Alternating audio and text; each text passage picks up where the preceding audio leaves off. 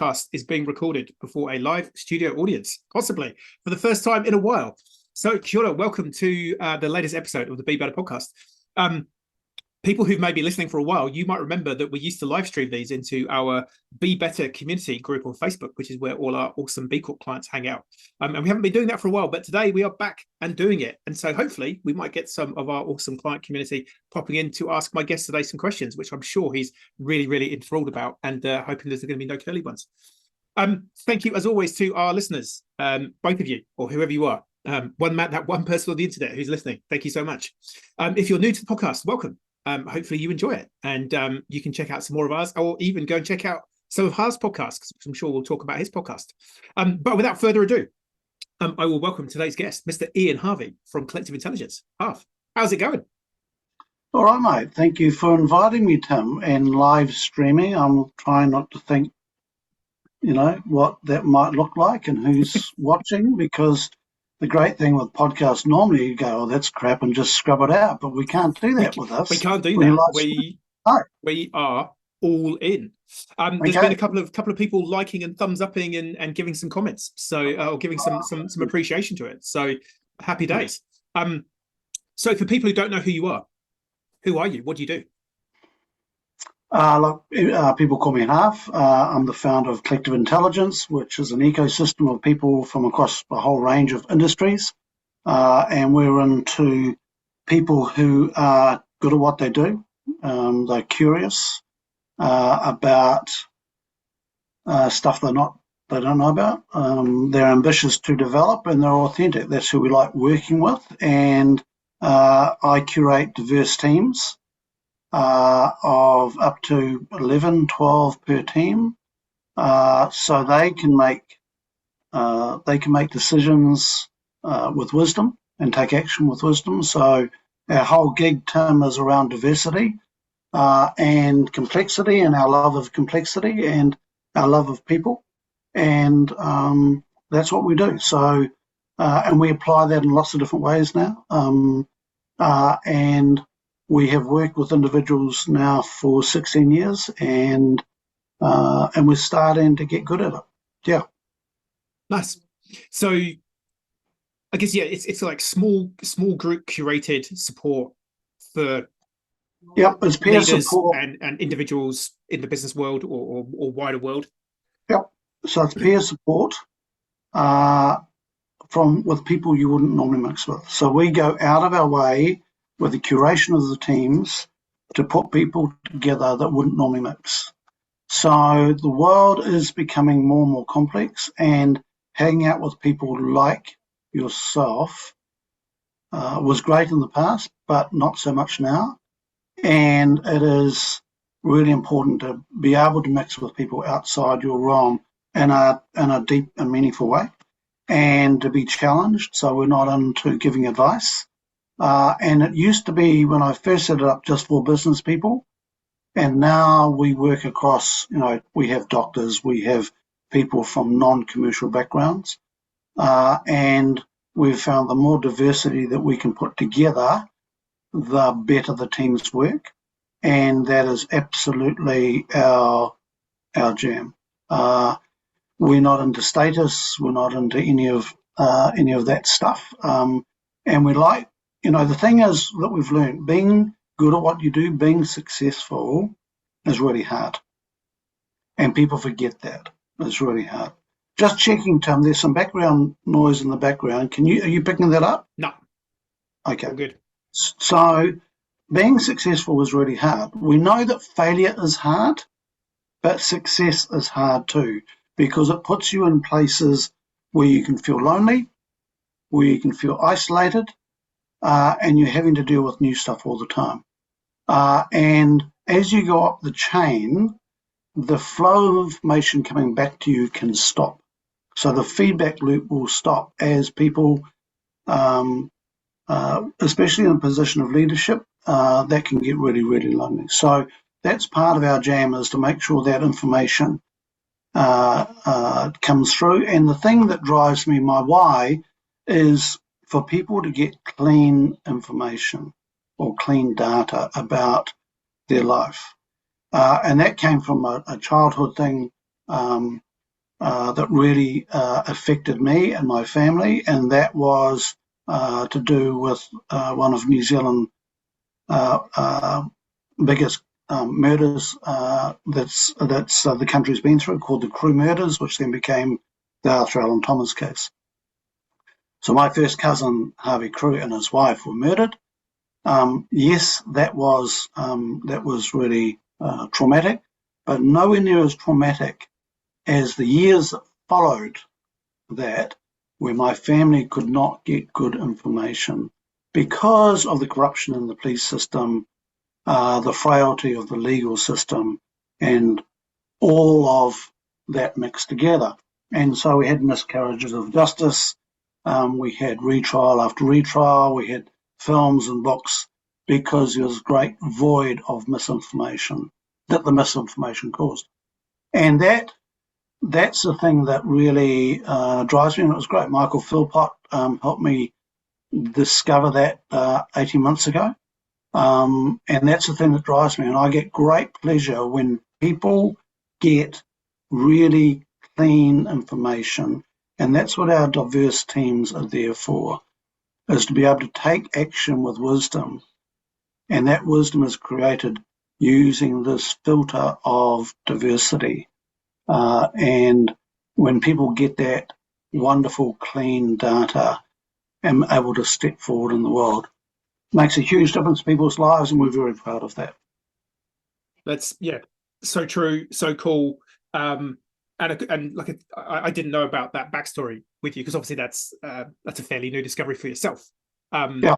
So how old were you when all that was happening? Just out of curiosity. I was 10 years old. It was a Tuesday evening when the call came through to find that my second cousin, their daughter, was found in the cot. She was 18 months old, Rochelle, and the house was covered in blood, and the parents were missing. Wow. And that started, and still is to this day, the New Zealand's biggest murder case, and remains unsolved. That look, it was a really traumatic time. But as I say, the thing that really affected my family the most was the misinformation, was the so many biased players in there. And New Zealand is not a corrupt country. But back then we were pretty much a police state. Police had a huge amount of control. This is 1970. So look, it's something that Michael helped me figure out why I have this need, and it took a wee while. And as soon as it dropped, it gave me a huge amount of clarity for myself as well. And that's the thing I strive for, Tim, is that and I didn't know what was burning. I knew something was burning there that kept me going. But that's the thing that burns in me, that I love the opportunity for people to get that, and companies, not just individuals, but for people to get that clean information and go, oh, okay, that's what's going on. And we've got processes around that. Our teams come together 2, 3, 4 times a year. They all choose different ways of doing that. And getting that unbiased feedback from people who are not invested in your life. I'm really interested in biases, and biases show up everywhere, and sometimes we're aware of it and sometimes we're not. But when the biases are neutralized through a diverse team, it's amazing what you hear sometimes for the first time. Yeah. And so then people can take the action to the next stage with the fog clearing. And that's my jam. That's the thing that fills my heart. Super cool. It reminds me, obviously being a passionate Welshman, one of my favourite artists is the Stereophonics, and there's a lyric in one of their songs. It's the not knowing that kills you, and it's so true. I guess there's an element like we need, we want curiosity. We want sometimes like, I'm trying to think of the right word, but like a surprise. Well, I'm going to give you a nice surprise on the weekend. That kind of Oh, there's a word that describes that I can't think of right now, but that kind of like positive curiosity, or this is, there's some really cool experience that might be happening to me, but not knowing, it's almost like, in any world, whether it's the sales world or asking someone out on a date and they haven't got back to you and it's been a week and you're imagining now all the scenarios in your head as to what you've done wrong. Like, it's the not knowing that kills you. And I think, yeah, it clearly, it's the same.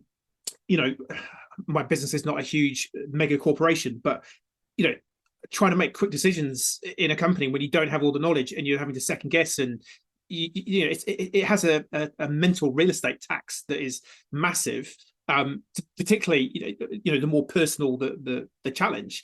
But I think it'd be, do you have any data around what percentage of people's average brain space is taken up by not knowing, that is therefore stalling them being able to move on in any part of their life? I don't know. That would be an interesting. I don't know whether anyone's done that research, but I would imagine the cost physically, emotionally alone is phenomenal, without even getting into financial costs in a business world. Yeah, that's a great question. I've never had that question before, Tim, and I'm going to. I've made a note. I'm going to go and have a look at that, because it's exhausting. 100%. And that's what happened. That's what happened to my family, was that, the subsequent years, it was in the news every week for 7 years. And it was in the news, for that period of time, because it was just like lighting petrol over and over and over again, because it was, the public weren't satisfied. Nobody was satisfied with the process. Interestingly, there was a book written last year, and I'm meeting with the authors soon. And it's the first book that's been written that didn't have a bias, that didn't have an axe to grind. So they're just two of them, a professor and a journalist, and it's just called The Cremators, and these two went in it and just have done a stunning job at compiling the whole thing. And it gave me a huge amount of satisfaction reading it. I learned a handful of things, but it was just a beautiful job of actually collating everything without the bias there, because all the other books were from journalists and so forth that had a theory about the murder, and they wrote the book to prove their theory. Where this book didn't. It just got the data down. And I've bought half a dozen copies for it and gave them to my kids and different family members, and go, this is your whakapapa. This is in your DNA. And this is the best account of what happened to our family. And look, I'll be forever grateful for Michael giving me that clarity 18 months ago. The guy's a wizard. And then from there, I've noticed the wonderful joy that I get when people go,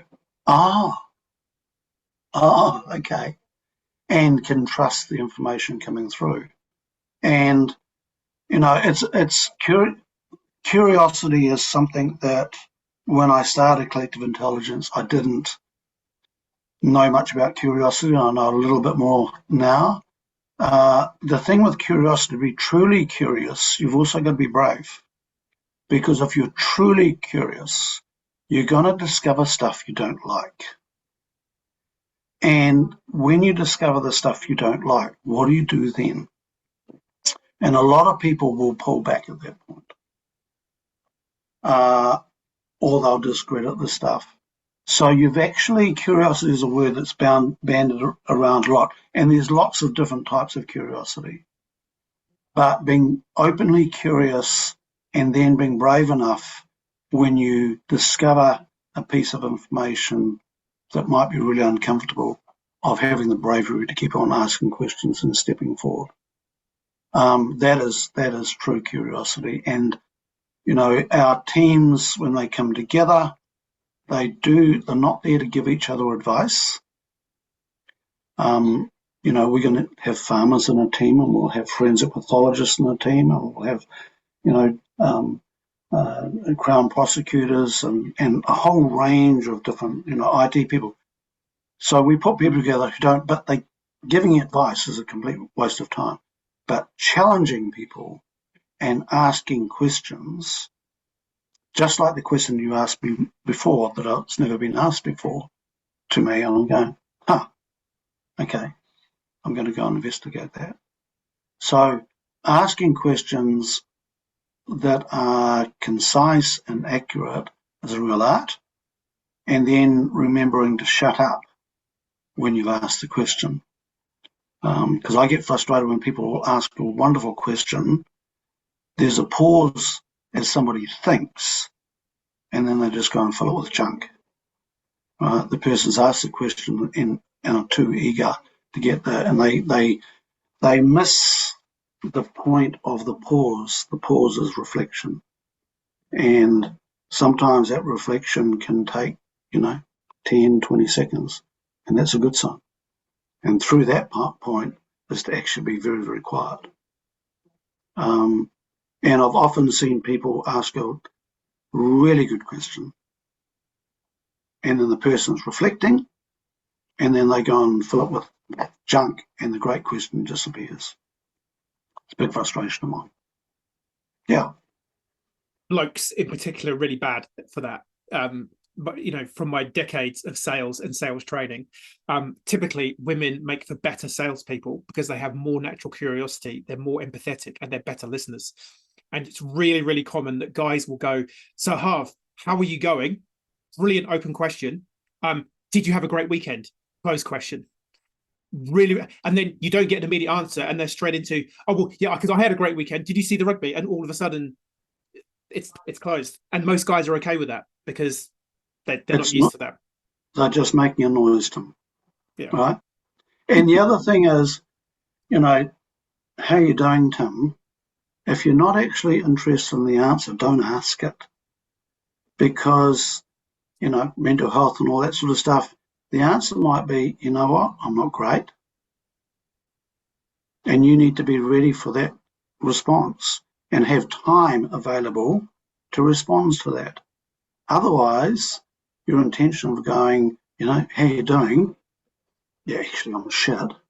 Okay, so let's talk about the rugby. Yeah. Let's just pour some more fuel, onto the person's fire. Yeah. Yeah. So all those social skills, but long-winded bloody answer, Tim. That's what I do. Yeah. That's all good, man. That's all good. I think the curiosity thing I'm really curious about. Because we know that it killed the cat. Which is maybe, when you look at the modern parlance of when you hear the word curiosity, that's the first thing I think of. Curiosity killed the cat. So is the cultural norm, don't be curious.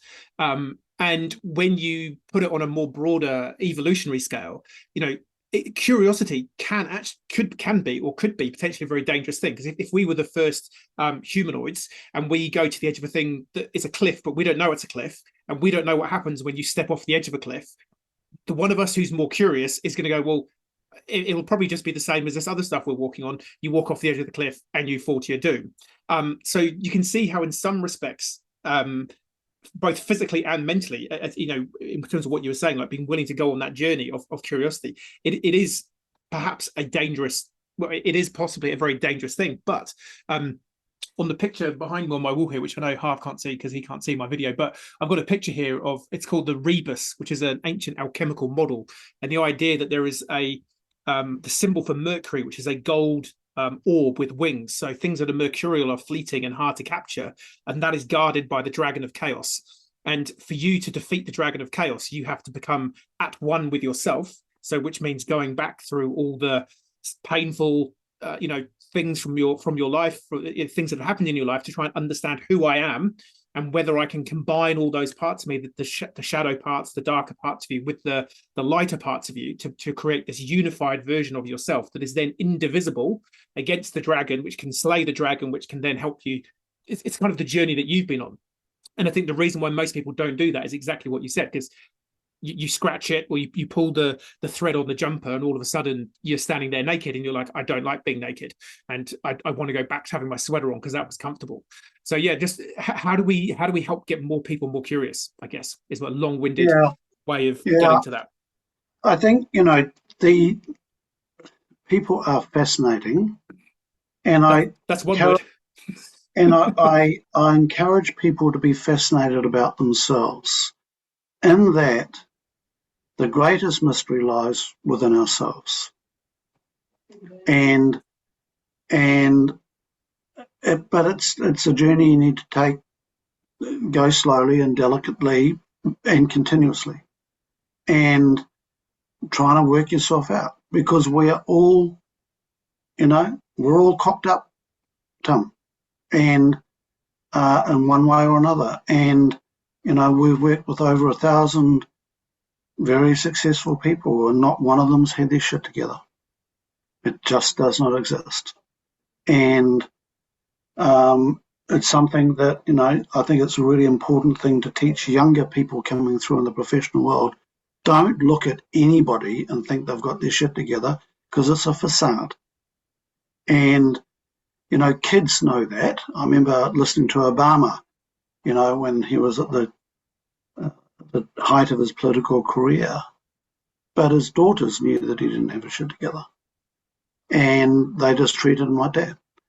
And so I think, trying to understand yourself is really important. And, if I touch back on the crew murders, is that I changed when I was about 19, 20 years old. And this was 19 years after the homicide, and the government let Arthur Allen Thomas out of jail and paid him $970,000 from 1979 or 1980, a lot of money then, huge amount of money, paid him compensation.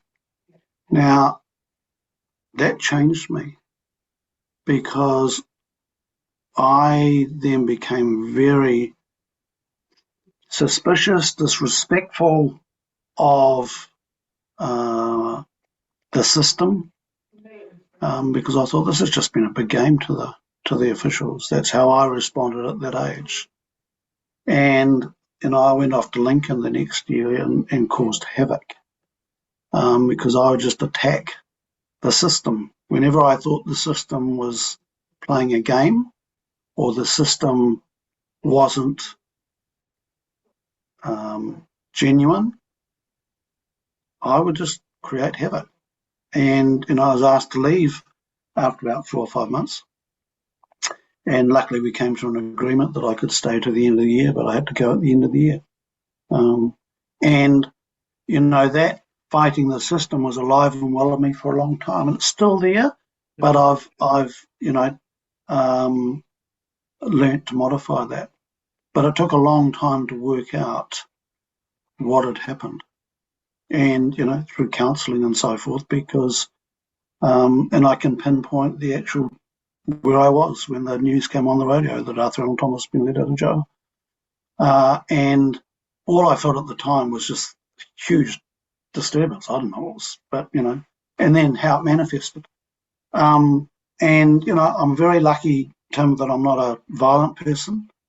Otherwise I'd be in jail now, or would have been, had some prosecutions. Instead I just used humour, and that was my way of coping with it. And sometimes that humour was very black. And it's taken a long time for me to work that out. And we've all got those things. We've all got those things to work out. And that depiction that you talk about, the dragon of chaos, that's, as I said, we've never worked with anybody that's got their shit together. It's just not a thing. Yeah, totally agree. Because I think we've had some good chats about purpose over the years, and that's the thing that I'm like. I love the B Corp stuff, but I think I'm more passionate and interested in the purpose stuff and the human transformation stuff, to be completely honest. And why we are who we are, all the stuff you just talked about, the old maxim, written on the wall of the temple at Delphi: know thyself. We've known this stuff for thousands of years, Yep. we've never had, and I think this is, really ties in with what you're all about. We've never had access to so much information, yet we are, we're drowning in information, but we're starved of knowledge and wisdom and insight. And what do I do with that? And is it, and particularly in this AI world of, okay, well, is that actually true? Is that actually that person saying that thing? Who wrote that article? I haven't got time to go and fact check that and work out whether that is true or not. So I think there's increasingly more opacity and confusion and grayness around us. And if you don't have that baseline of actually knowing even who you are just completely, you're on a sinking raft in a swamp with in the mist. You're just going to be going around in a circle and with no idea. And I think spending the time to get to know yourself, there's a couple of tools that we've got. If anyone's interested on exploring any of this stuff, one of the cool things that I did on the beginning of my journey was actually to undertake a thing called Proust's questionnaire. I don't know if you've heard of that. So it's quite often used by writers of fiction to create a character. So back in the day, in the late 1800s, when we didn't have Twatterbook and TikTok, whatever they're called, we would go to a coffee shop and we would write a questionnaire during the week. We'd give it to our mates, say, hey, go and fill the questionnaire in, and then bring it back next week when we meet up for coffee. And Proust's questionnaire is, I think it's 35 questions. And it's things like, what traits do you most admire in a man? What traits do you most admire in a woman? What would be your motto? Which historical character would you like to have dinner with? How would you like to die? What would be your biggest achievement? It's all that kind of stuff that if you just sit down for a minute and go, and for me, that was a really instrumental moment to go, actually, who am I? Like, I've done all these psychometric tests working for all these big corporate companies. I know, what my personality type is, but actually, what are my values? How do I see the world? What do I actually, how do I, it's almost like that next layer. And I think for me, I think we're quite similar in that I have a real deep sense of curiosity, and that always used to get me in trouble in large companies, because I'd say, well, you've got your values on the wall here, but I've just seen you just launch this thing, and that's completely out of line with our values. So either I'm really dumb, or there's a massive elephant in this room here. And, Chortle, snigger, yeah, we'll just get rid of him. He's not going to last long in this company. He's a troublemaker. Yep. And I think that's possibly why I didn't get into the army, which was that was my kind of traumatic moment, which we talked about on your podcast, like not getting into the organization that I most revered and thought, all my mates were getting into. And it's like, but I look back and go, I would have been a troublemaker. I would have been a rabble rouser. I would have gone, yeah, but actually, sir, you've said that last week, and this week you're now saying this, and I can't understand. My daughter's like that, unfortunately, or fortunately. She sees, a real sense of fairness and justice. If she sees something going on at school, she'll say, but hang on a minute, that's not what you said. And I just want to know where the boundaries are. And so that, that's something she's got to learn to live with. Yeah. It's just something she's got to learn to live with, and to channel that in a way that, doesn't destroy her life. 100%. And I think I'm more aware of all of this stuff than, my parents just had no idea about any of this stuff. And I think I'm just grateful that I went through a pretty heavy purpose journey myself to understand to at least some level how all of this stuff and how all the things we say to her will influence, her life. So, yeah. And I think there's a piece there about knowing yourself, and I think this is where we have got so much to learn from not just Maori but other Indigenous cultures. And it's not just about learning about yourself, but it's also who came before, and that's something that something that's in my DNA. And that I didn't realise how significant it was until maybe 10 years ago. And that was, so I grew up behind the Tui Brewery in Manutanoka that some people know, with the tower there. Yeah, right. And my family started that brewery in 1903, and my great-grandfather bought that brewery out of receivership. And back then there were a dozen breweries in the area because they had lovely spring water. And the Wairarapa that was just south of there was dry, and so these breweries sprung up to supply beer too down there. And this was just one of those little breweries. And it was literally just a shed. And anyway, that was in 1903, and it went gangbusters. And the other 12 breweries went by the wayside, and this one stayed. He had two sons, my great-grandfather, and they went off to World War One. And both died within 6 months in the Gallipoli and then the Battle of the Somme. And that, broke his heart. And then the Depression came. And at that time, so his daughter, my grandmother, and her husband, they were planning to build this tower to store the grain. And the recession hit, and Fletcher's had designed the tower, and the Depression came, and everything was stopped. And my grandfather and great-grandfather had the money because the business had been very successful for some time, maybe 10 years. They decided to carry on and build the tower using local labour. And it took them about 4 years to build, using local labour through the Depression. And there was over 100 people employed to build that. Now, all the stories are told of the Tour Brewery, and we did make great beer back then, and we actually got the license to brew Guinness and did some very cool stuff. But the thing I'm most proud of is that those two men decided to go ahead and build that tower. Now, they didn't use it for 8 years because there was no need, because the economy was still rebuilding after the Depression. And what's interesting is that story doesn't get told. And that is the thing I'm most proud of around that whole story of Tui Bear. Instead, we tell all these bullshit junk stories, the year right and all the slogans. But the real story, the depth of that story, is far more interesting, but nobody's brave enough to tell it. And that's something that is, sits in my DNA that I'm immensely proud of, that they went ahead and did that. That's super cool. Yeah, it feels, I mean, the modern world, we battle. I'll bring my daughter into this conversation again. Like we're battling with her on a weekly basis. I want to be on Snapchat and TikTok. It's like, no, it's not good for you. You're 11 years old, almost 12. No, and we're one of the few parents who are saying no. All the others seem to have just capitulated. But the modern world of Insta, TikTok, blah, blah, blah, it's all superficial. It's quick. There's no depth to it. And I feel like part of what's going on in the world is this lack of depth. We'd collectively, we see, the Kardashians are one of the most well-known groups of humans and one of the most high net worth groups of humans. And really, like, what have they added to humanity?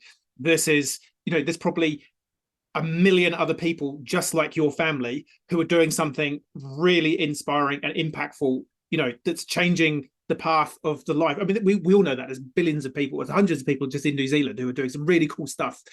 Many of them clients of ours who are doing some really, really cool stuff, who just won't get the airtime because you can't put it into a 2-second reel on TikTok that kids are going to give it a like or whatever they do on TikTok. Never been on TikTok, not interested in it. And I guess, how do we get more people? Because instinctively, like you say, the deeper story will actually resonate, but it's getting people to the position where they can have the time to connect to that deeper story. I blame the marketing people, all the bloody crayon eaters. It's their fault. Yep. Look, Tim, I a slight deviation. Kate and I, my wife and I, were on the river Seine. The river goes through Paris. Is it Seine? Seine, I think. The Seine. Yeah. Can never get that right. We were on a little barge having dinner one night on there and doing the tourist thing and going along. And there was a young couple sitting a table away, and very attractive young couple, lovely olive skin and whatever. And they were sitting there, and they were, beautifully dressed and presented and so forth. And I'm saying that because we weren't. And they were sitting there not conversing. They didn't know how to talk to each other. There was no conversation going on. And I'm thinking, it's interesting. But every half an hour, when we went past some thing in the background, the Statue of Liberties in Paris, and they would shuffle around and do this amazing post and obviously put it on some platform, Instagram, TikTok, whatever it was. And I thought, but the reality is, you Sebas, is you don't even know how to talk to each other. The miracle of sitting across the table, of being able to converse with somebody. You can't do that, but you can pretend to be having this wonderful time on this cruise. And I felt like going over, and I was talking to Kate, and she said, no, leave them alone. Don't pest them. Because I felt like going over and guys, why don't you just, this is all bullshit. Just talk to each other. But that's not cool.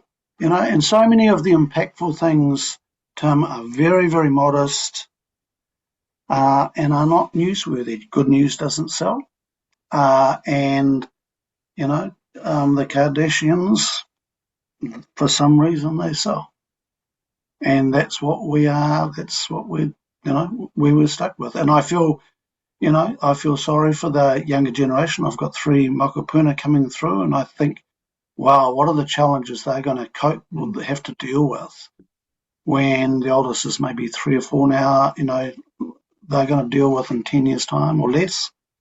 And to deal with this facade that everybody else has got this amazing, perfect life, and I haven't. And, it's tough. I didn't have to deal with that as a kid. It is a different world for sure. Yeah. We've got a comment in the chat from Beck Smith. Bex. I do. The whole story. Hello, Bex. I thought you two would have to have known each other. So her comment was she loved Proust's questionnaire. It changed her life. Changed mine too.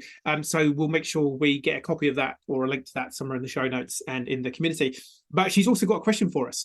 So coming back to the collective intelligence piece, the D word, diversity, that can get a few reactions from people.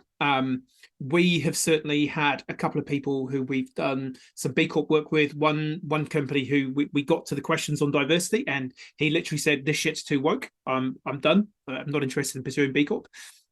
We have a couple of other clients who maybe go, "This doesn't go far enough."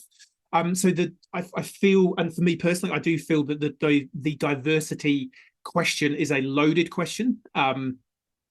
And so Beck's question is, how do you assess for diversity when you are mapping your teams? So i.e., is it skills, career, ethnicity, gender, background, and diversity of thought? And is there like a hierarchy of diversity that you would use in team formation? And I'm also curious because I just think the diversity currently is mainly around race and gender. And that's it. And then you kind of go, well, actually, theoretically, if you are tall and good looking, you're more likely to be a CEO than if you're short and not good looking. So should we also be factoring in, rate this person out of 10 on how attractive 100 people think they are? And, if you're under 6 foot, we need more people who are under 6 foot to be CEOs. I just kind of think the diversity thing can end up becoming, a real thing. So, so how do you, what does diversity mean to you at Collective Intelligence, or for you as Harv, and how do you wrangle that in your teams? Yeah, part of it's an art form, so part of it's metrics. Diversity is very forgiving, so you don't have to get it right. And there was a great, way of evening it out. So for us, this is a rough metric, making sure there's no conflict of interest in the room. Making sure that you've got a gender mix, that's simple. Making sure you've got an age range. So our youngest member has been 19, our oldest has been 73. So you don't want everybody the same age. Ideally, having Maori, Pacifica, or other ethnic backgrounds in there. And, I'm very proud that we are nowhere near as diverse in that respect culturally than I would like. There's stuff you can't see. And so, transgender, gay community, all of that is really important. But I think the most important thing with diversity is then the culture, that you've got to allow it to turn up.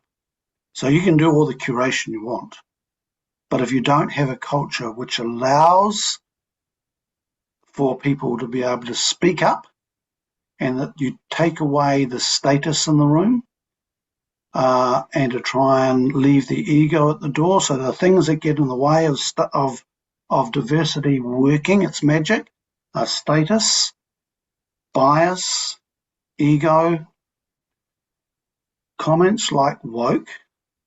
I mean, Tim, what the fuck does that mean? Right? And I hear that and I just go, what is it? It's so misused. It's nonsense. And I use the F word on purpose there because I have been accused of being woke. And I come back with that. And I really, I think it's an absolute labeling bullshit cop out of going, I'm not up for the conversation. It's too comfortable. So I'm going to call you woke. And, and its origin of the word is totally unrelated to how it's being used now. It's just being a stupid use of the term. So I think a big, for me, it's about creating the culture where people can have a say. Because you can build diverse teams, but keep the status there and keep the hierarchy there, it doesn't work. So culture, I think, it's a great question, Bex. I think the culture is actually more important than the diversity in many ways. Nice. Yeah, it does just feel, yeah, I don't know. It's an area that is almost like ripe for abuse, almost. And yeah, when there's it's almost like the purpose conversation. It's hard to define. There's no clear answers. We've probably got some lessons from history that we haven't really connected to, and it's a hard thing. So we'll just look for an easy answer to solve it. Whereas and Tim, if we don't, it's essential, and it's not, it's essential to build differently to what we've had. It's not perfect. It doesn't, but it's making sure.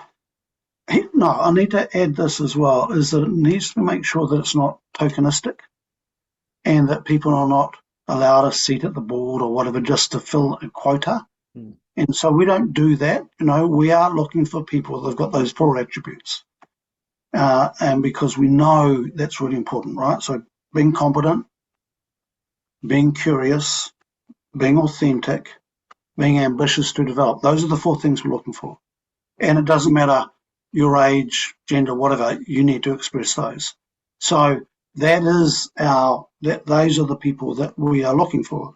And then you create the culture and the diversity, and it's and the number of times we've seen something out of left field come from somebody that's totally unrelated. And here's one of my favourite examples of that, which expresses the beauty of diversity. We had what we call a host day. When somebody hosts the team, they come to them, they examine their business or their position or whatever. And this chap in the team was saying, this entrepreneur, that he worked 80 hours a week. And, it was said a bit of pride. It was, a hard worker. And there were some other entrepreneurs in the team, and they were just like, wow, right, he's the man. And then there was a Thai woman in the group, and she came from a different profession altogether. She came from professional services. And she looked at him with this frown on his face and said, but I thought you were good at this. And the bubble was burst. Because to her, if you were good at this, you wouldn't be working 8 hours a week. Yeah, you'd have it nailed in 20 and be on the beach or whatever, hanging out with your family. Yeah. Where the other entrepreneurs were, it was a badge of honour. Hustle culture. Let's go. Right? And so That's a very simple example of just somebody just going, that doesn't make sense to me. And so we need, once again, to have that culture. And I was facilitating that team, and it was just the most beautiful moment. Mic drop. And this guy was just, the room was quiet for about 30 seconds, which is a long time, and he was going, that's a good point. Anyway, some changes happened after that. But he had a paradigm shift in that moment. In that moment, there was a paradigm shift. Nice. Yeah, I think, and I think that's the heart of what you're talking about is getting that clarity through being challenged. Because if you're surrounded by a bunch of other entrepreneurs in some kind of startup accelerator, and it's all let's go and watch Gary V and crush some cans of V or Red Bull, let's just keep crushing. Then we are tribal people, and we all dress the same, we start thinking the same. So that value of that external. And Tim, one of the things that people don't realise that as we go through our professions, we start mixing with people like ourselves without even knowing it. We start surrounding ourselves with people who think like us without even knowing it. And we get really comfortable with that. And, I've got old school friends who find it very uncomfortable to be with me at times. Because I'll talk about the single-use plastic bottles and, different environmental things that I care very deeply about. And it's just like, would you just shut up, But it's just, I go, no, this is not good enough, guys. We can do better than this. So, it is inadvertently, as we progress throughout, we often end up, not always, often end up with people who think like us. And so, one of the things with building a team is you need an element of comfort and you need an element of discomfort. You've got to have those in balance. You don't want discomfort all the time, that doesn't work. And you don't want comfort all the time, it doesn't work. So there's got to be a balance between the two. And if it's comfortable all the time, there's some stuff to sort out, and whether it's diversity or whatever, but it's, you need to have those moments where you have that annoying person who asks a really difficult question. That's a good sign. And we know more about sport. We know more about sport and the sports teams than we do about commerce and business, I think. And we care more about sport than commerce and business. And you'd never put together, that's why I love rugby. You'd never put a team of rugby players together who are all 6'8" and 120 kilos. You'd lose. Yeah. You need that specialization in the different. And you need the mix. Yeah. And so, and there's no position that you go, well, let's just have all them. There's no position that you'd have. And I'd imagine it's the same with football or soccer. I don't know much about that, but I'd imagine it's the same. And so, you've got to have that. You've got to have that range. So, but we don't. My concern is in commerce, we don't fully understand that yet. It's not baked into our DNA because it's been so dominated by older white men. Again, it loops back to me for the purpose work. And one of the things we get people to do when we go through purpose coaching with them is go on an empathy walk. And basically you need to go and find someone who, in your broader sort of group of connections, is the person who you have the least in common with on the face of it. And go for a walk with that person and just ask questions about their life. And what's interesting is you typically find actually there's so much we have in common. We're all just struggling. We're not perfect. None of us know how to parent. None of us know how to run our businesses, all that kind of stuff. But you will also find that, I had never thought about it in that way before, because everyone just sees everything in a different lens. So maybe that's a challenge we could set to people who are listening in, is maybe go and find someone and just go and have a coffee with them or a cup of tea with them and just make a connection, and then maybe see if you can bring them in as some sort of mentor or connector, at a basic level, that you can just go, hey, look, this is how I see stuff.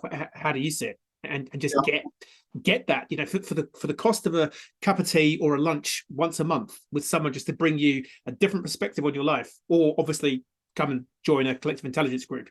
But if you're just looking to test it and test it and give it a go, I think it's the, it's the whole yin yang, it's that, again, the dragon of chaos. It's like you need to be meandering on this line of the tension between the dark and the light, the left and the right, the up and the down, however you want to describe it. And it's like the tension of, or like two magnets, that are kind of like pushing you in the middle. You need that tension, that force from both sides that lets you walk that path of the middle, but with a slight meander in it, rather than I'm just going on that one line.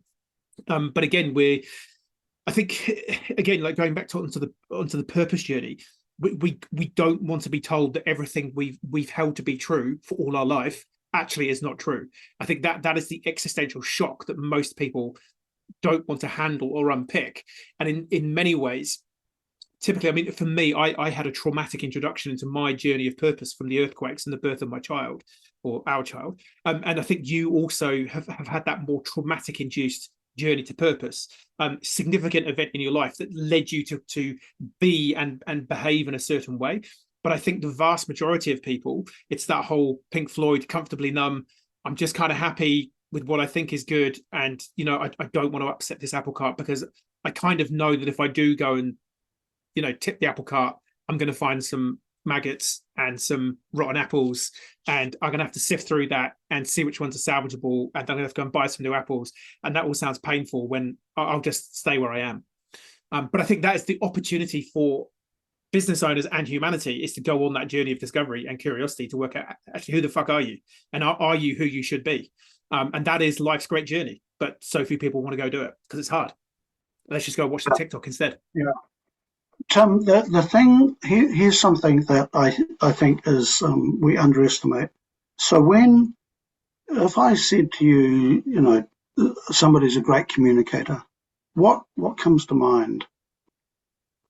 If I said somebody's a great communicator, what comes to your mind? For me personally, I would think the words that come to mind are empathetic, listener, sort of interpreter, distiller, and sort of ability to connect and tell a story or to get information out. But it has to be the full loop. Yep. Nice. And pass the test. And so lots of people, when I've asked that question too, they talk about somebody who's a very good communicator, somebody who can tell a great story. Yeah. And somebody that I learned a lot from, Aniki Goodall, who is the most wickedly good listener, and he's an active listener. And when you're talking to him, you'll see him move, and he's engaging in his listening. And it is so nice to have a conversation with him because you can see the active listening. And it is wonderful to be heard. And that takes time and space. Once again, going right back. How you doing, Tim? Oh, I'm not so good. Oh, that's a bugger. But let's talk about the rugby, right? Mm. So if you're not actually interested in the answer or interested in the response or have the time for the response, don't ask the question. But I think, being in the space of, and I was just saying this morning that, I'm an extrovert. I like talking. But as I've got older, I've actually enjoyed listening more and more and developing that ability to listen. And so, that's giving somebody some time to listen to them. And it's funny, the words empathetic and so they're all nice words, but the people that actually do it don't use those words. They just do it. They just listen. And I think being listened to is just a wonderful feeling. And then being understood is even better. And so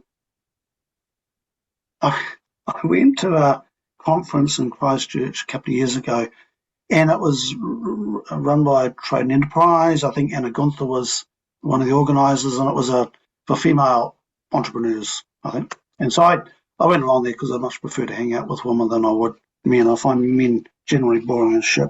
Went along to this thing, and we had one of those things. The room was full, and Anna would blow the whistle, and you go and find somebody to talk to.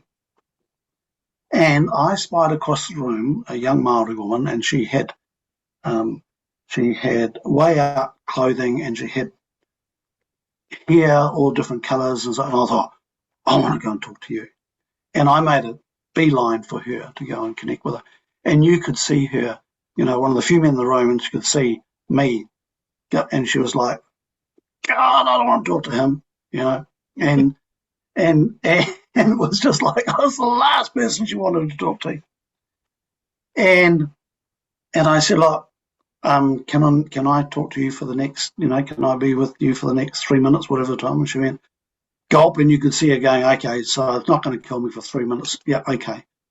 I said, what do you do? I was just intrigued. What do you do? And she told me what she did. It was just magnificent. It was all about streams and water and taking some ancient stuff, and it was about cleaning the water in the streams. And I just asked questions of her, and I was fascinating for 3 minutes. And at the end of it, the whistle went, I don't know anything about you. And I said, sorry, but time's up. But it said, you are doing a stunning job. And it was just like, it was a pity it was just 3 minutes. But it was, what am I saying? I think it's really important to actually give a shit about other people and actually find out what's their jam. People are fascinating creatures. Yeah, everyone's got a story. Everybody's got a story. Yeah. And some stories you can see, to me, she had a flag up because of the way she was dressed, and I was just like, wow, you look really interesting. And the story she told me was nothing like, I thought it was going to be some cool tech thing, but it wasn't. It was a nature-based remedy, which was even cooler, but it just wasn't what I was expecting. So I think the curiosity, goes back to the curiosity. But I think it also ties back into the whole concept of diversity, because it's like, don't judge a book by its cover. I think, you're just an old white dude. It's like, well, yeah, but you don't know my story. Get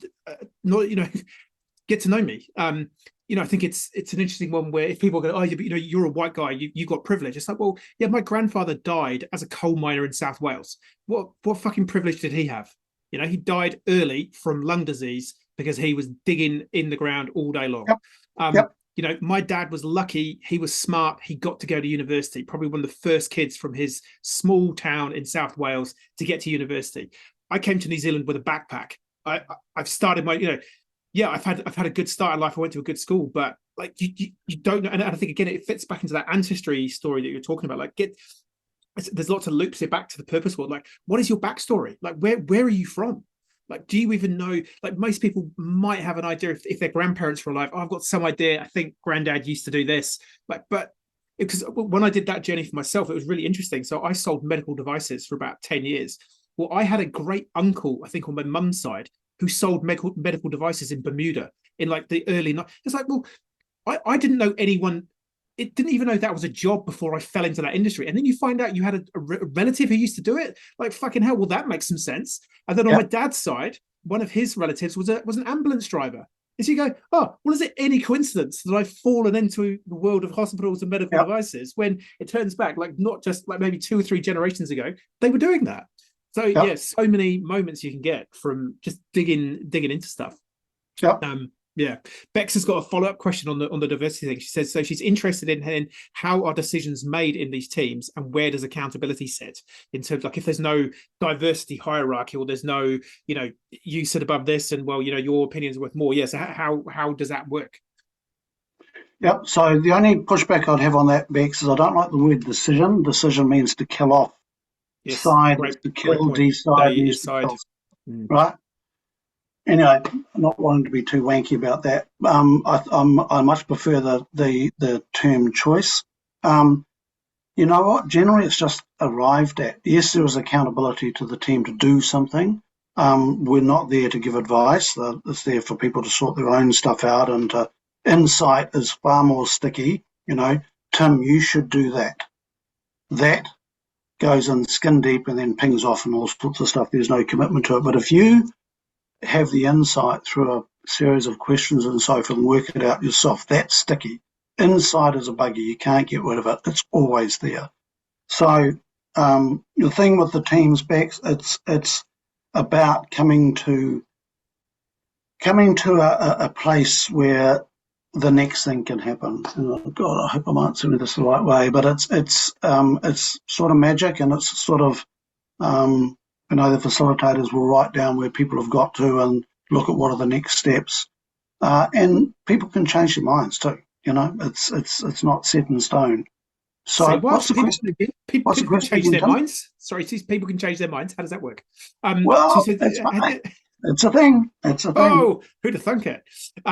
So how are decisions made in these teams, and where does accountability lie? I think you've kind of answered it. Like it sits with the person, I guess, ultimately, doesn't it? Yeah. So the accountability, the teams operate. Group pressure is a thing. It's a thing, and whether you like it or not. And the best I've ever known for this was Muhammad Ali, when he'd put something out there. I'm going to do this. I'm going to do that. He'd tell everybody. And so, hey presto, it was that would sit there with him, and it was a great motivator for him. So I think the decisions, the choices people can make, it needs to be, at the end of the day,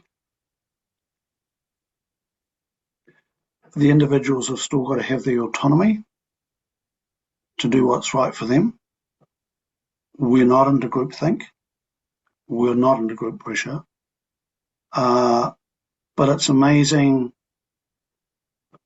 One of our members said a few years ago, she said, when I'm in a meeting and something's getting really difficult, she said, I can feel my team on my shoulder going, say the thing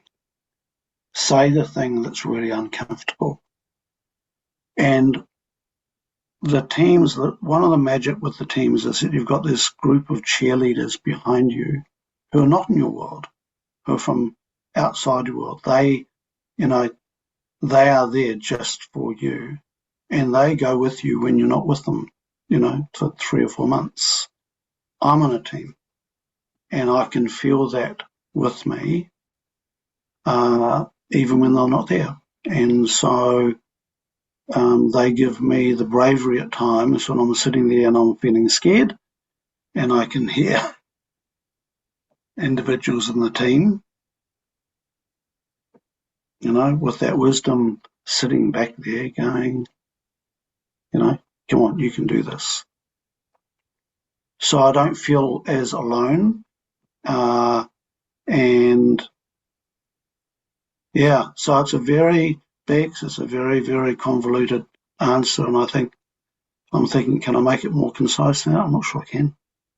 I think she says, thanks for the reframe. That's her reply. So, I think it's like anything. You can lead the horse to water. You can give people ideas, thoughts, perspectives, but ultimately it's down to the individual to kill the idea. Yeah, I love that. I love that. I love was it etymology, isn't it? The study of the meaning of words. There's a whole lot in that. I think it's super cool. The fact that we spell words and a spell is magic. I just think that's like such a cool idea. It's little things. I'm easily amused, as my wife would regularly tell me. All right. So how did you get into collective intelligence? Because you started the business, but what were you doing before that? So look, I was a sheep and beef farmer for 30 years before that, and obviously, really obvious link from sheep and beef farmer to curating diverse groups of leaders. And it's there. And look, it goes back to my childhood. So growing up at Mangatanuka, we had a little country settlement. I went to a school of 50, and we had kids from the railway, we had kids from the pub, from the brewery, from the dairy factory, from sheep and beef farms and dairy farms, and none of those families mixed. They all had their own social groups. But a school of 50. So we all mixed, but we had parents from vastly different backgrounds. And so the diversity thing was there, and luckily for me that with the brewery we had brewers from Scotland and England and so forth, and that was pretty cool too. So the diversity thing was there. We had a strong Maori community there as well. So I went farming, not because I went farming because I wanted to go farming. And there was lots of reasons for that. It was fate. I actually wanted to be a professional tennis coach, and my second option was become a landscape architect. And I went farming. We don't have time for that. That sounds like we should have time for that. Well, like it was, and it was my father. We had a very small farm behind the brewery, and my father had very poor health. He couldn't go to World War II because he was epileptic, and didn't enjoy farming because of his health, and so he encouraged me to do anything but go farming. And in the end, I was influenced by a friend's father, who was a very interesting, innovative farmer, and I became intrigued with the innovation of farming. And so I went farming because of him, not because of my family. And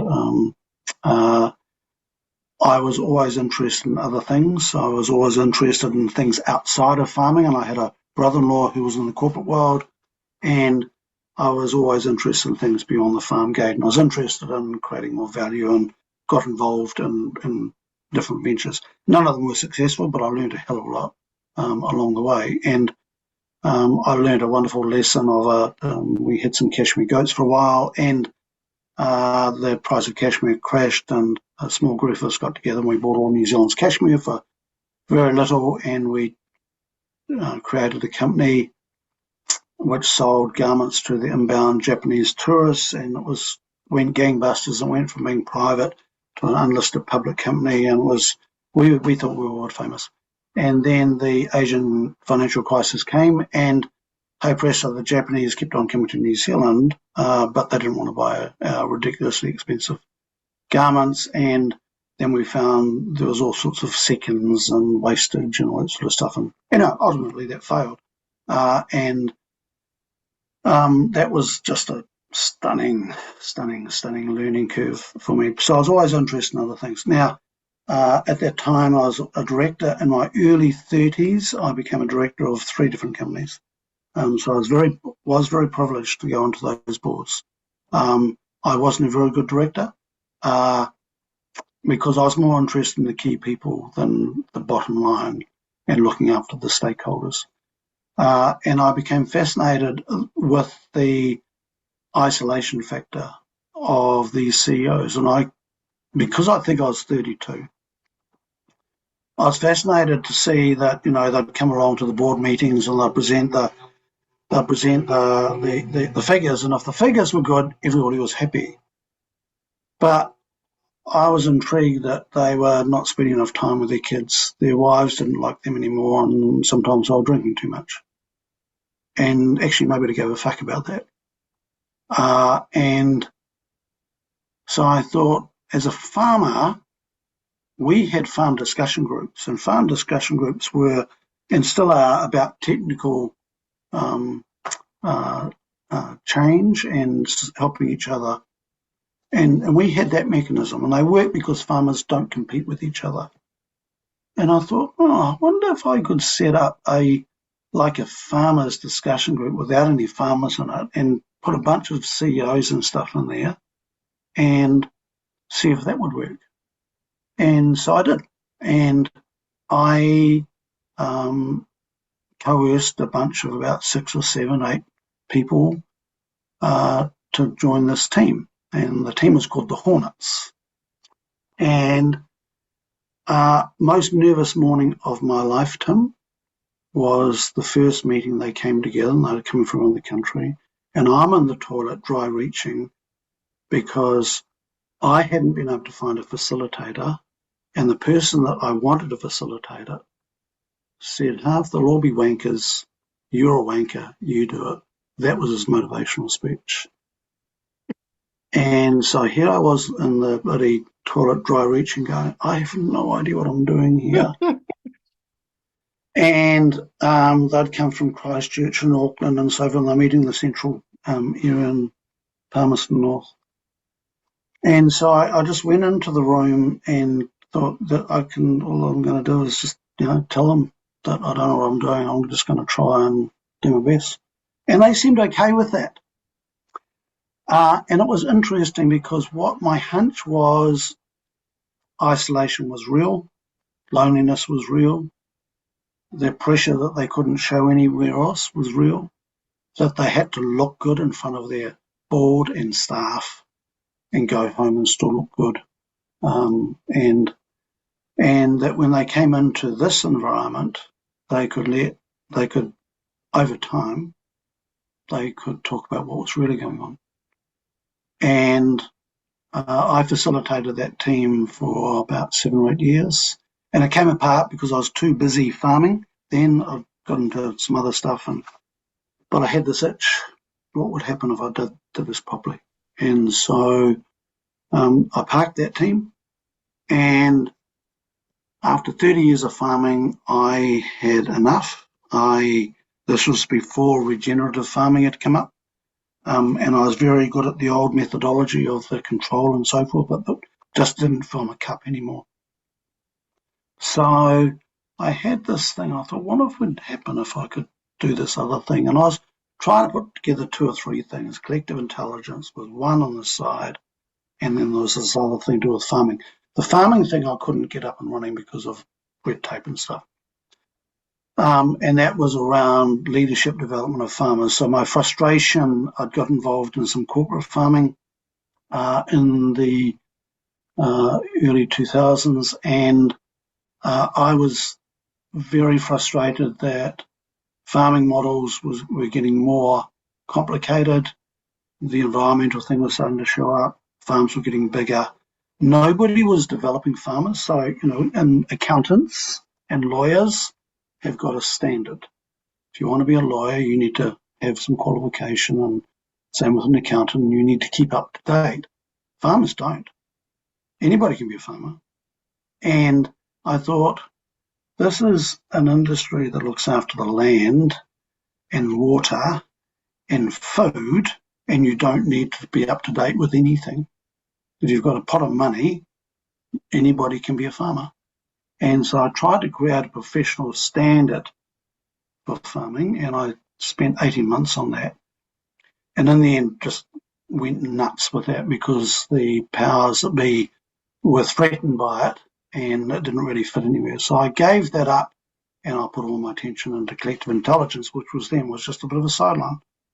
And so then I put all my attention to collective intelligence. And, I'm very grateful that the first thing didn't work, that it failed, because ultimately I wouldn't have had nearly as rich a journey as I've had. So starting collective intelligence properly 16 years ago, back then diversity was different industries, but it was still mostly white men and a few white women, and all in commerce. And I had a few surprises along the way. Somebody had put forward a school principal to join a team, and I thought, school principal doesn't fit here. And somebody else put the same guy forward, so I went and had a chat to him, and he had a book in the bookcase called Good to Great by Jim Collins. Mm-hmm. I said, mate, you ever read that thing? And he goes, pulled it out and said, this is my Bible, I'll run the school off this. I went, okay, let's give you a go. Anyway, he turned the light on for me, because he came in to a business environment with a whole lot of skills that the entrepreneurs didn't have. He had way bigger staff. He had a staff of 140. And he just brought a whole fresh outlook. And that was the turning point. It was about 3 years in.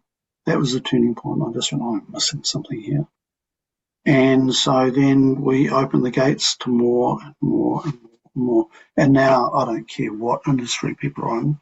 I don't care what level they're at. Because we've had people come in that have been professors, CEOs, and they've been shit in the team because they're closed. They know stuff. They're there to give advice, or they're very closed. Where now we know when people are at any level, as long as they've got those 4 attributes, and being open to change and curious, then it allowed us at that point to just increase and spread and spread and spread.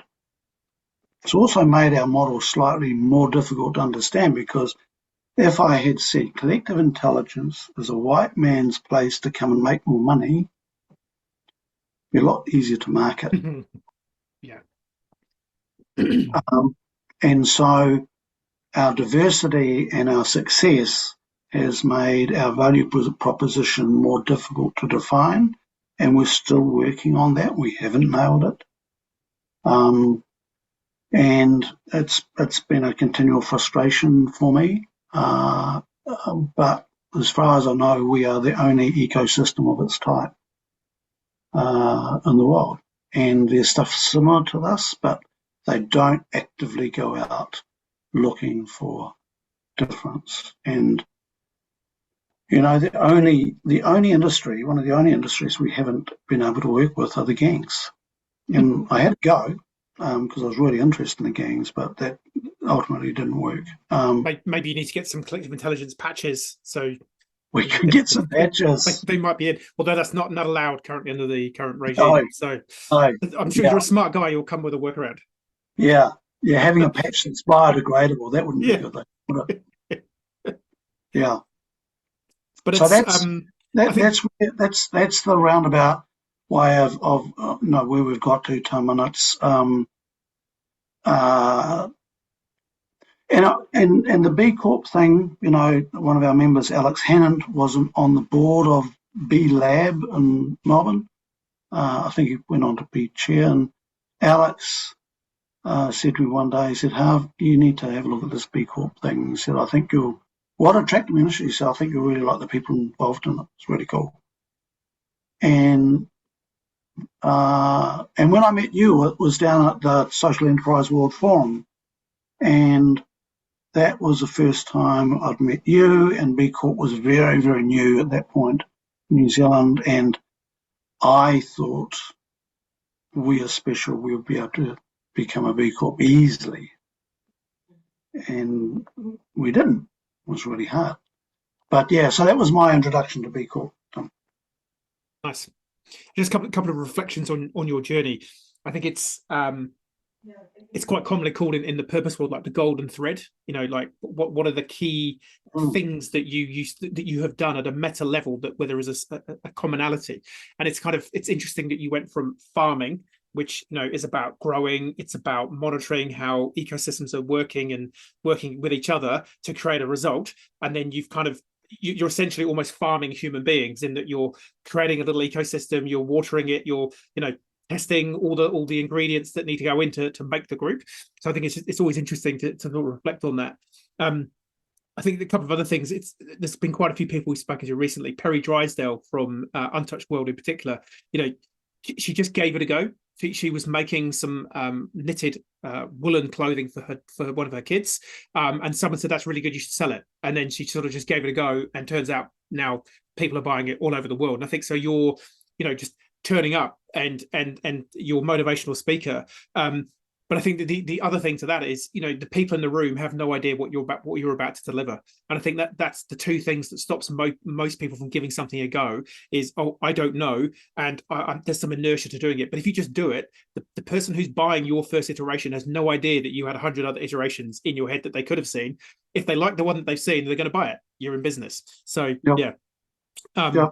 And the other reflection, which I think leads back into the B Corp conversations, you're talking about all these highfalutin CEOs in your first group who were, just looking at the bottom line, what are the numbers, but, sort of to hell with the rest of it.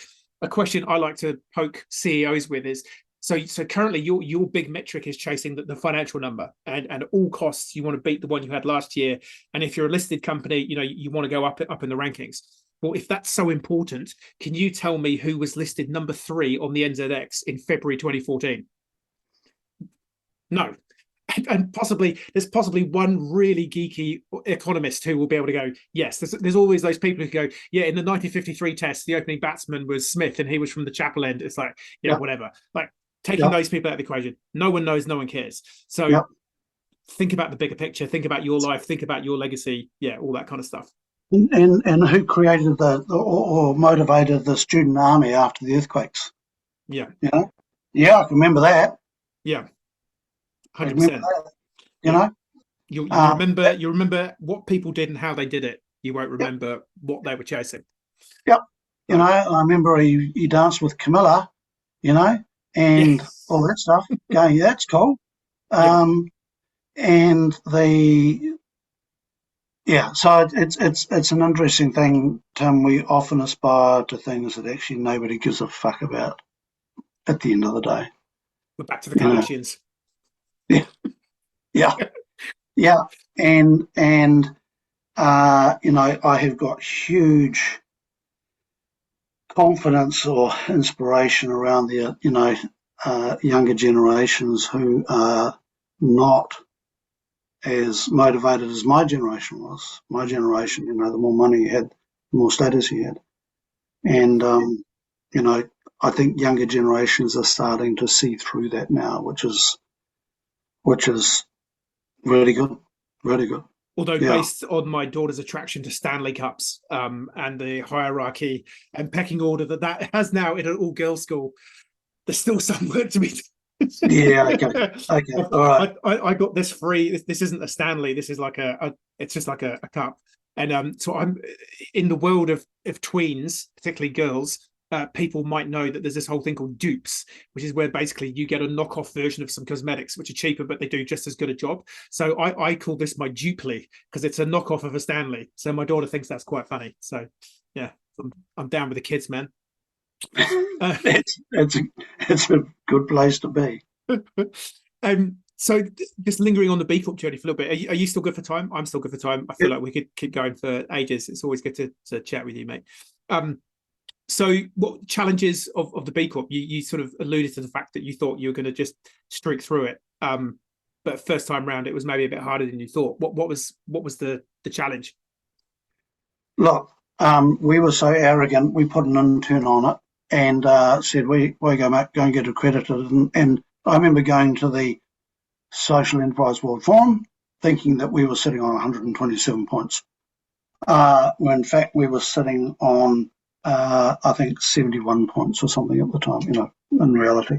And then, you know, obviously we failed. And then the second time we lined up and we went full noise and we failed again, this time because we were in the wrong category.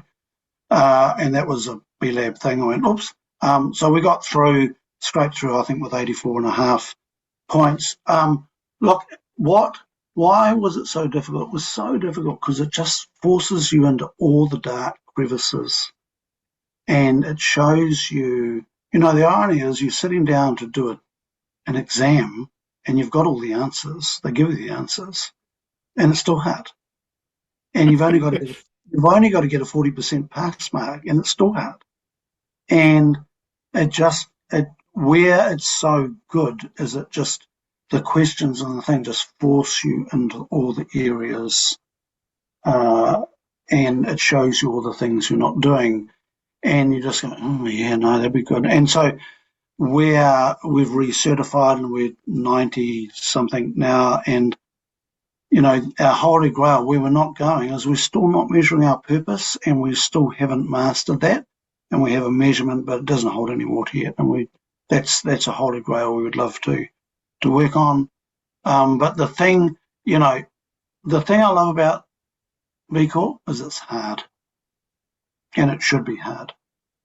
And so I feel a huge amount of pride being a B Corp, and it's aspirational because it shows you, it guides you, you know, what's possible, and a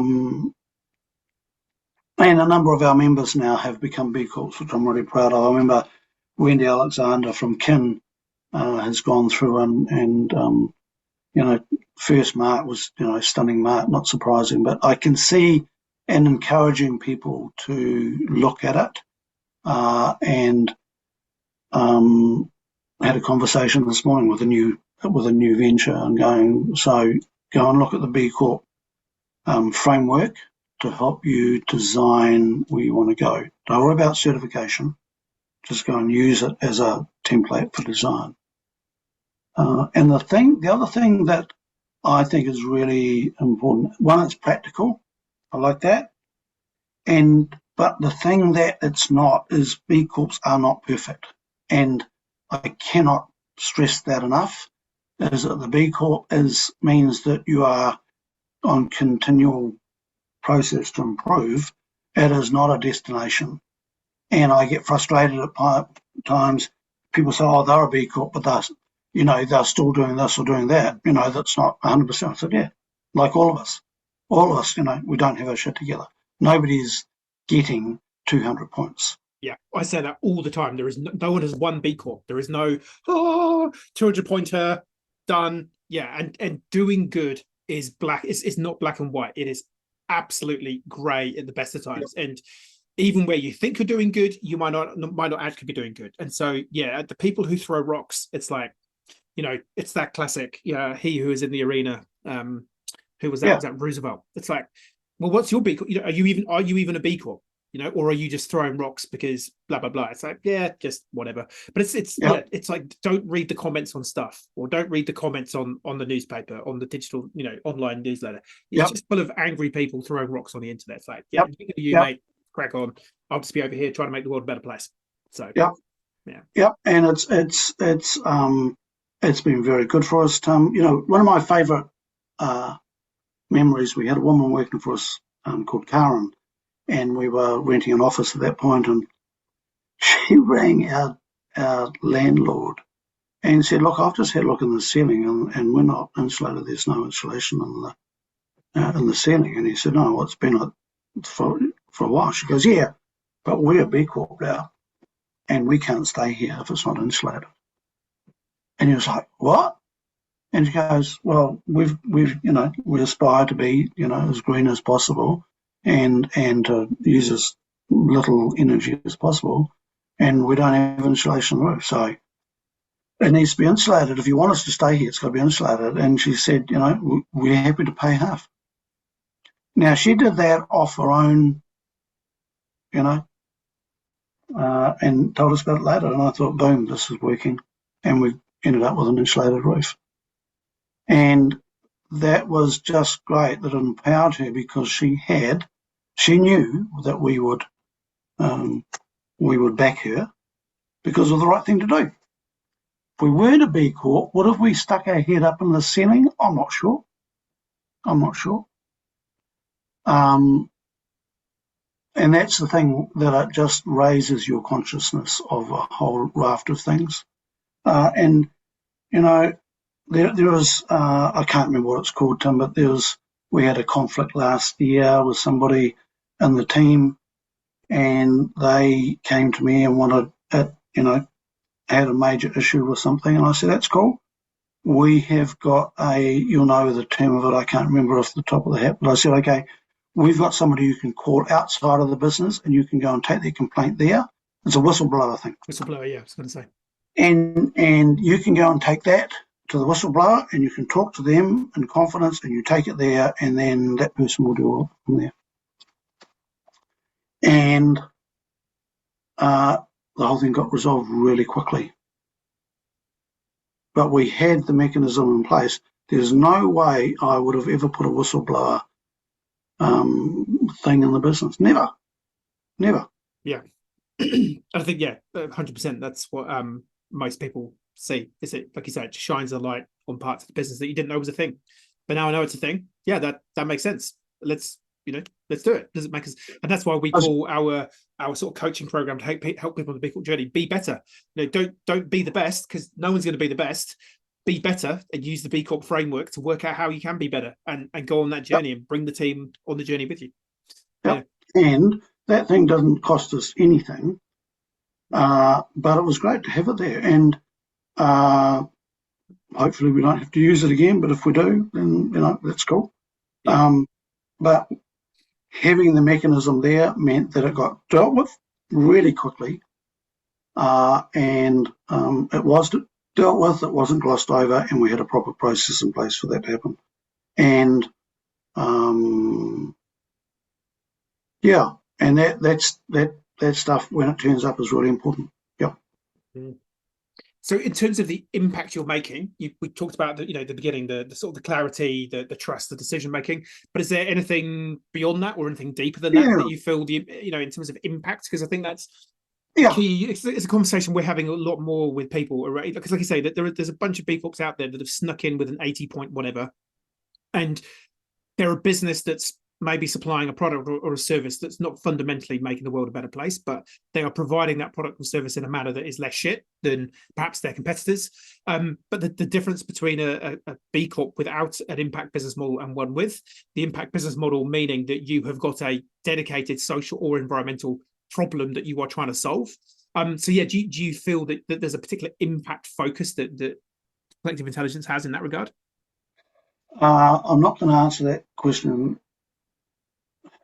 You can answer Maybe how whichever you question, want. whichever question you want, Yeah, or whichever way you want.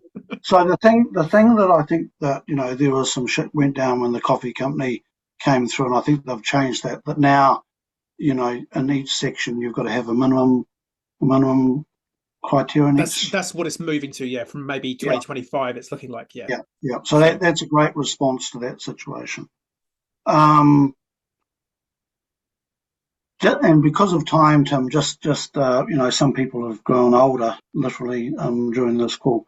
I want to answer this question, in that where we're applying our diverse teams to now is a number of different ways. One, we're taking it out into the consultancy space with impact teams, and we've trialed those. And so it is using diverse teams to go and help a company. And it's a commercial model. It is moving into the space of consultancy without consulting, and is using inquisitors rather than people who know stuff. And we've trialled that, and that's going to be rolled out soon. And then we've got another model that we've developed called Hatcher teams, and we've run that 3 times. One failed to have worked really well, and that's going to be working inside a foundation that we are getting going. And I like trialing stuff, Tim, and I'm okay with failure and trialing and seeing. And this is where we're wrapping around an individual with a really big concept idea.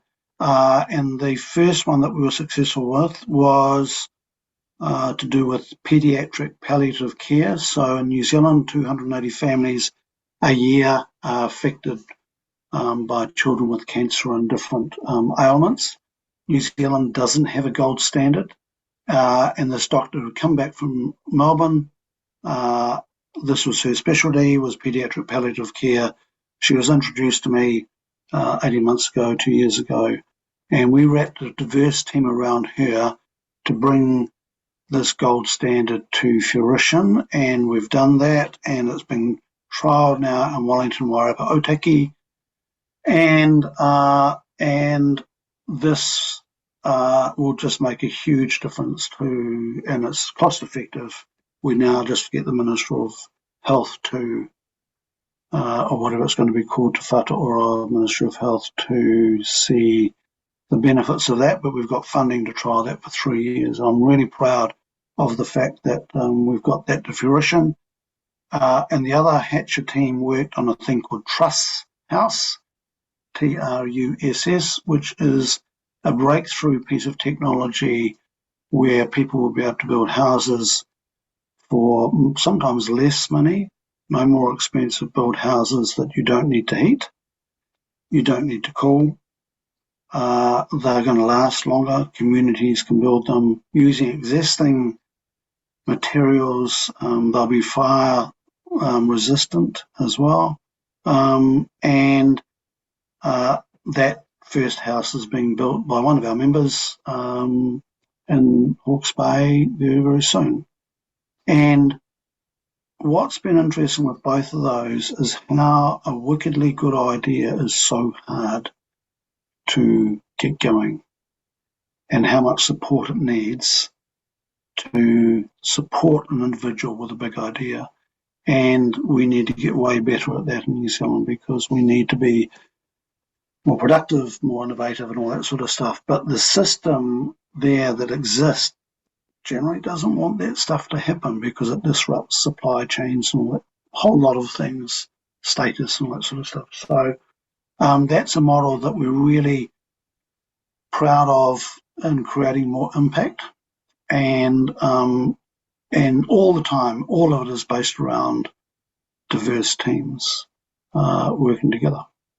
And so up until now, we've been just working with individuals, but now we're working now with concepts and working now with organisations. So I'm really looking forward to seeing how that rolls out in the near future. Yeah, with more scale. Watch this space. Which space? Um, Yeah. Well, I feel like if anyone can do it, it's going to be you guys, and I think that's reflective of your challenge in nailing your marketing. Is when you're doing fringe stuff, which has never been done before, it's hard to bring in, standardized marketing parlance to encapsulate it. It's very much like when I was trying to connect to the idea of purpose. I'm not a smart fellow. It took me about 5 years to just go to the dictionary and go, well, what is the definition of purpose? Because someone has actually collated all the words in the world and given them a meaning. But when you're trying to connect to these sort of slightly more ethereal ideas and things, they haven't been given a name before. So, don't be too hard on yourself. I feel like it has been a journey, and it will be a journey, and sometime at some point it will land, or it will keep landing better. But I think it's part of the that anti-authoritarian streak in you that is still there, which we need, and I think has got you to where you are today. It's that whole again, that purpose journey, the phoenix, burn off the flames. Okay, well, maybe I just need to tone down the anti-authoritarianism. There's no point burning down Parliament House. How do I work within the system to make the change? I think we've sort of been on a bit of a similar journey on that, because when I first had my, as I call it, hard Brexit from the corporate world, I was like, yeah, let's just burn the place down. Start from scratch. So, well, that's not going to work. And it turns out people don't want to hang out with that energy either. Oddly enough, don't know why. Whereas, build the better party, have the better party on the street. Hey, what's Harv doing? The music sounds pretty cool, and the beers taste really nice. Oh, what's he doing? It's way more fun than our party. So keep on doing. Yeah, thanks. And the thing that gives me great hope is that we can play in so many different spaces because of the the 1,000 odd people we've worked with so far, and got the network, got the community, and that community. And it's interesting that when we've put those teams together, because up until now we've done all of that for free, and we've funded that ourselves, and all the people who've been involved in it have not been paid. And it's interesting, of the dozens of people I've asked to be involved, only one said no, and that was for a personal reason. And people want to do good when they're given a chance. And humanity can be wickedly positive sometimes. A cool phrase, I can't remember who said it, but basically, no one ever regretted doing good. No, I think that's true. So I think that's true. Just give it a go, let's finish up with two short fire questions to finish off with. What do you think, if you had a magic wand, what is the one big thing that you would change that would advance the sort of purpose-driven world, or take us to a better future world? Like, if you gave Harv the magic wand, you're in control of the world for the day, what's the thing that you would change or get rid of? Second question, I'll think about that. Who do you think that should be a B Corp that isn't currently a B Corp? Oh, that's a good question. Farmers. There we go. Farmers. And we've got one now with Hardware Station. Yep. Right. Who we gave a bit of a hand to. And it's interesting, on the back of that, we've had 2 farms reach out and go, okay. So watch this space. Excellent, because I've been poking that bear for a long time, and I still mix back in the farming world and bring up B Corp, and many of them have never heard of it before, and going, look, it's I think it's going to be really important going forward, Tim, that as a farming nation, that regenerative agriculture and all that sort of stuff is a big deal. What's the first question again? So if you had a magic wand, like, what would be the thing that you would fix or give more of to make the world a better place? There you go. So I resisted regenerative farming for 8 years, and I documented that, my resistance to it. And then we've still got a small block of land, and we farm that regeneratively. And I've documented that journey as well, and how at times I've just wanted to go back and use the agrarian cocaine of nitrogen and phosphate, give me a boost.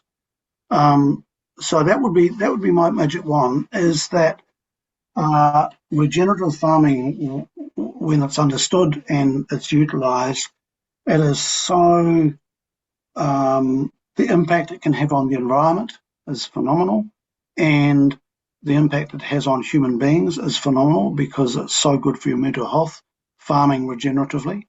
And so that would be my magic wand, Tim, is for New Zealand to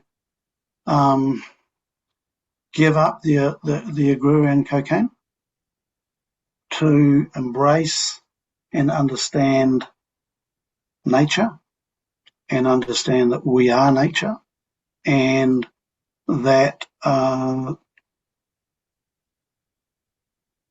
benefits are just phenomenal. There you go. That's my magic wand. Love it. And the benefits to the consumer as well, having probably better quality. Yeah, so, it's interesting. Pesticides, etc.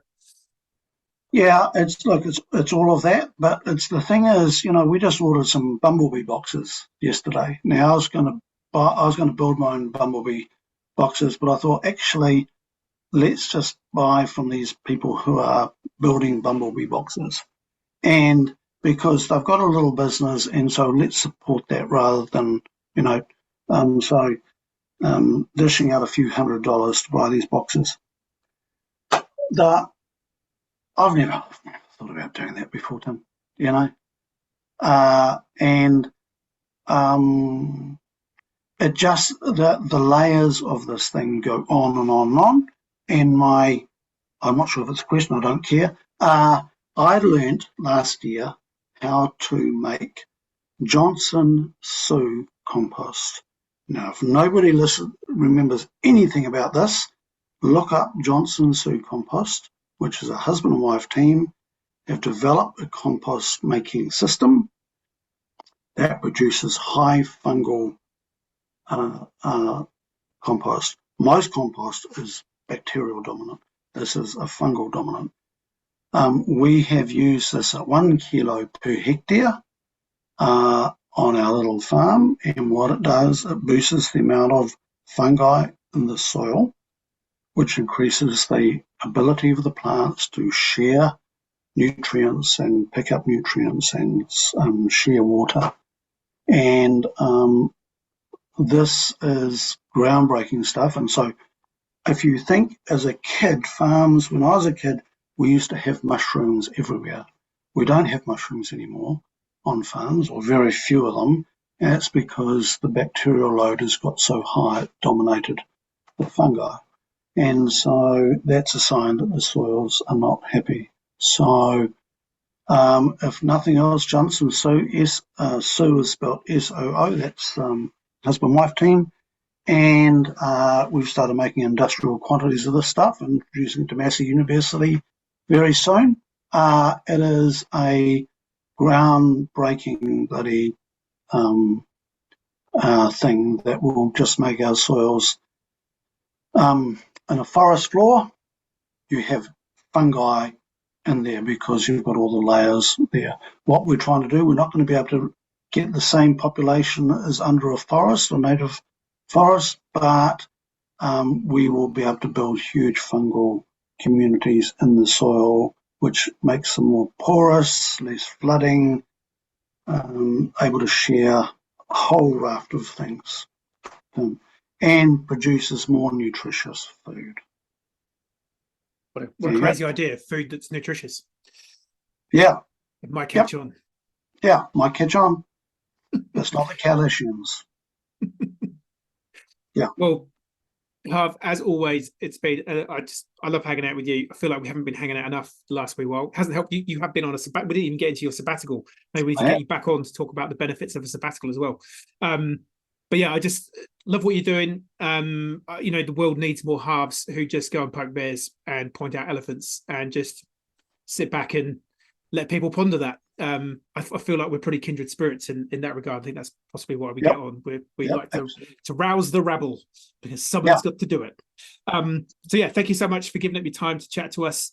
This has been one of my, I don't tell the others, but this has been my favorite episode of the podcast so far today. Oh, you say that to all the girls. I don't. I've only said that to a couple of people so far. But no, this has been cool. Been a We've covered a lot pleasure. of ground. Been a pleasure. I've been looking forward to this, and good luck with the podcast. Thanks, Bex, for the questions, and you can find us. Yes, how do people get hold of you? Yeah, collectiveintelligence.co.nz. You can find us, drop us a note in there if you're interested. We are building teams all the time, and just remember, it's not about the stages and so forth. We are interested in working with people from any sector, at any level, any age. If you're up for developing, if you're up for helping other people, helping yourself, that's our home. Yeah. I can get amongst that. Awesome. All right, mate. Well, you have a great weekend, and hopefully we'll see you soon. Thanks, Tom. Bye bye. Bye bye. How do we end the live cast? It's been a while. Hey, it's Tim here, that B Corp bloke from Grow Good. If you want more content on purpose, B Corp, how to do more good in the world as an individual or a business, then you know the drill. Hit the like and subscribe. Check out some of our other videos. They're probably floating around here somewhere. You know how it works. Thank you so much. See you next time.